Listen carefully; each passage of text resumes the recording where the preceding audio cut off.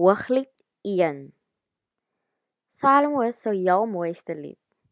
Soen my weer en weer, jou liefde is soeter as wyn. Jou parfuum ruik heerlik, jou naam is soos parfuum. Dis waarom meisie so baie van jou hou. Vat my saam met jou, kom, laat ons hardloop, laat die koning my na sy kamer toe neem. Kom ons juig, ons is bly oor jou, ons hou meer van jou liefde as van wyn. Geen wonder meisies het jou so lief nie. Ek is donker en ek is pragtig, vroue van Jerusalem. Ek het die kleur van die tente van Kedar en die tentdoeke van Salomo. Moenie my so staan en bekyk omdat ek donker is nie. Die son het my so gebrand. My broers was kwaad vir my, daarom het hulle my die wingerde laat oppas. My eie wingerd moes ek verwaarloos. Sê vir my liefling, waar laat jy jou kleinvee wy? Waar gaan jy met hulle oorstaan vanmiddag?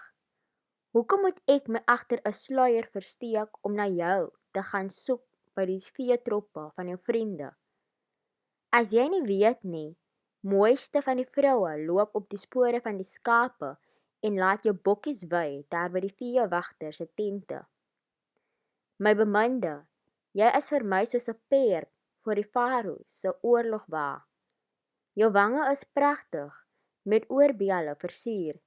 Jou nek is mooi, met juwele versier. Ons maak vir jou oorbelle van goud, met silwer versiersels daarin. Terwyl die koning by sy tafel is, versprei die geur van my nardus parfuum. My liefling is vir my 'n sakkie mirre tussen my borste. My liefling is vir my 'n bos hennablomme uit die wingerde van Engedi. Jy is pragtig, my beminde. Jou oë is so mooi soos die oë van duwe. Jy is baie aantreklik, my liefling.